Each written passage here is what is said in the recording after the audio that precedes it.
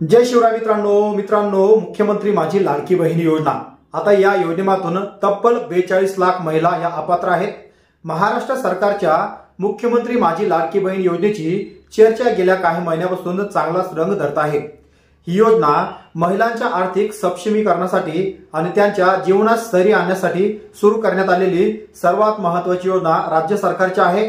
पण आता या योजनेत मोठ्या प्रमाणात गैरप्रकार झाल्याचं समोर आलंय। तब्बल 42 लाख अपात्र लाभार्थ्यांनी या योजनेचा लाभ घेतल्याचं उघड झालं आणि यात काही पुरुषांचाही समावेश असल्याचं सिद्ध सुद्धा झालं आहे। यामुळे सरकारला जवळपास 6,800 कोटी रुपयाचा आर्थिक फटका बसला। रक्षाबंधनाच्या पार्श्वभूमीवर सरकारने पात्र महिलांना जुलै आणि ऑगस्ट महिन्याचे एकत्रित 3,000 रुपये देण्याचे डीबीटीद्वारे देण्याचा निर्णय घेतला आहे। पण या गोंधळात खऱ्या गरजू महिलांना लाभ मिळतोय का किंवा मिळत नाही हा प्रश्न सगळ्यांनाच पडलाय। तर मित्रांनो, या योजनेचा आणि त्यातील त्रुटींचा सविस्तर आढावा आपण या व्हिडिओमधून घेणार आहोत। सविस्तर माहिती या व्हिडिओमध्ये आपण पाहणार आहे। तर या व्हिडिओला सुरुवात करण्याआधी तुम्ही चॅनलवर नवीन आला असाल, आपल्या चॅनलला अद्यापही सबस्क्राइब केलं नसेल, चॅनलला सर्वप्रथम सबस्क्राइब करून बाजूला असलेल्या बेल आयकॉनला प्रेस करून ठेवा। अशाच प्रकारचे महत्त्वाचे आणि शासकीय योजनेची व्हिडिओज तुम्हाला सर्वात आधी भेटत राहण्यासाठी। तर आता नेमकी काय आहे अपडेट, ह्या 42 लाख महिला कशा अपात्र करण्यात आल्यात ही माहिती आपण पाहूया। तर चला व्हिडिओ सुरू करूया। तर मित्रांनो, मुख्यमंत्री माझी लाडकी बहीण योजना ही जुलै 2024 मध्ये सुरू करण्यात आलेली सर्वात महत्त्वाची योजना आहे। तर या योजनेचा मुख्य उद्देश काय आहे?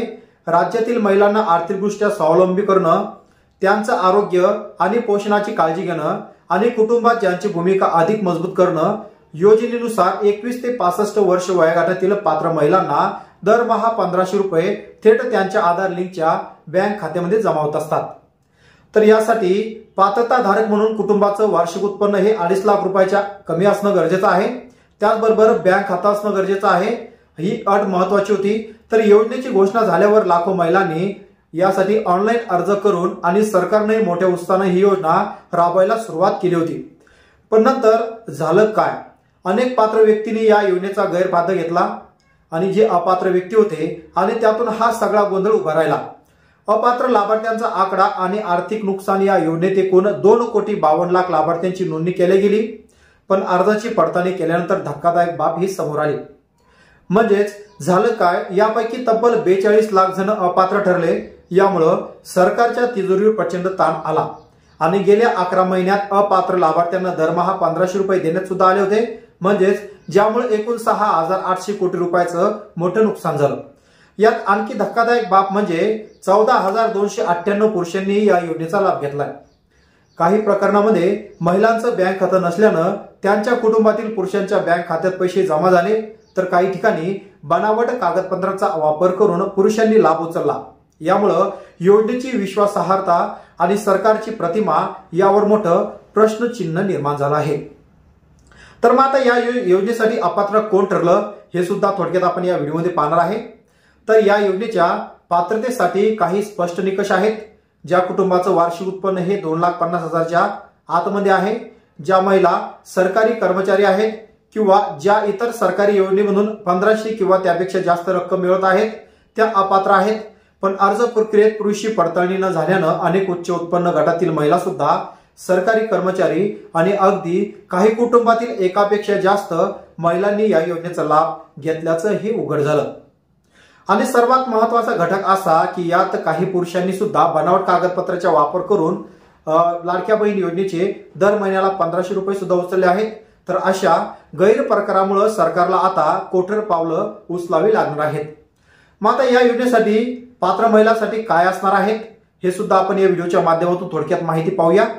तर अपात्र लाभार्थ्यामुळे योजनेची बदनामी झाली असली तरी खऱ्या गरजू महिलांना या योजनेचा लाभ मिळत आहे।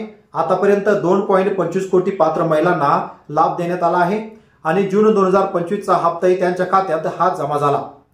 आता रक्षाबंधनाच्या निमित्तानं सरकारने जुलै आणि ऑगस्ट महिन्याचे एकत्रित 3,000 रुपये पात्र महिलांच्या खात्यामध्ये जमा करण्याचा निर्णय घेतला। हे पैसे डीबीटी प्रणालीद्वारे थेट त्यांच्या खात्यात जमा सुद्धा होणार आहे आणि यासाठी मोबाईल ऍप किंवा अधिकृत वेबसाईटवरून लाभार्थी यादी तपासता येईल। पण यासाठी सरकारला आता पारदर्शकता आणि काटेकोर पडताळणीवर अधिक लक्ष द्यावं लागणार आहे। जेणेकरून जे खरे गरजू आहेत, जे खरोखर लाडक्या बहिणी आहेत, त्यांच्यापर्यंत हा लाभ पोहोचणं गरजेचं आहे. म्हणजेच एका चुकीमुळे जे लाभार्थी आहेत, जे खरे लाभार्थी आहेत, ते सुद्धा वंचित राहायला नाही पाहिजे. हा सरकारचा मुख्य हेतू आहे. तर अशा प्रकारे 42 लाख ज्या अपात्र महिला ठरलेल्या आहेत किंवा त्यामध्ये काही पुरुषांचा सुद्धा समावेश आहे, ज्यांनी बनावट पद्धतीने लाडक्या बहीण योजनेचा लाभ घेतला, आता त्यांना सरकार हे पैसे वापस करणार का, किंवा सरकार हे पैसे त्यांना वापस मागतील का, किंवा त्यांना हे पैसे वापस कशा स्वरूपात करावे लागतील, यावर आता सर्वांच्याच नजरा टिकून आहे. तर आता सरकारने जो हा महत्त्वाचा पाऊल उचलला, या संदर्भात तुमचं मत काय आहे नक्कीच कमेंट बॉक्समध्ये कमेंट करून कळवा. आणि तुम्हालाही लाडक्या बहिणी योजनेचे हप्ते आतापर्यंत व्यवस्थित आले का, हे सुद्धा कमेंटमध्ये कमेंट करून कळवा. आणि मित्रांनो, ज्या महिलांचे हप्ते थांबवण्यात आले असतील, ज्या पात्र आहेत, तर त्यांच्यासाठी आपण महत्त्वाचा व्हिडिओ सुद्धा बनवून ठेवला आहे, ज्याची लिंक खाली वरती आय बटन मध्ये सुद्धा ठेवली आहे. त्या बटनावर क्लिक करून त्यात तुमचा हप्ता सुरू कसा करायचा या संदर्भात त्यामध्ये आपण माहिती सुद्धा मेन्शन केली आणि तुम्ही लाडक्या बहिणी योजनेचा लाभ त्या ठिकाणी चालू करू शकता. तर आशा करतो व्हिडिओ तुम्हाला आवडला असेल. व्हिडिओ कसा वाटला नक्कीच कमेंटमध्ये कमेंट करून कळवा. व्हिडिओ आवडल्यास एक लाईक नक्कीच करा. चॅनलवर पहिल्यांदा असाल चॅनलला सबस्क्राईब करून बाजूला असलेल्या बेल आयकॉनला नक्कीच प्रेस करून ठेवा. अशाच प्रकारचे कामाचे आणि महत्त्वाचे व्हिडिओज तुम्हाला भेटत राहतात.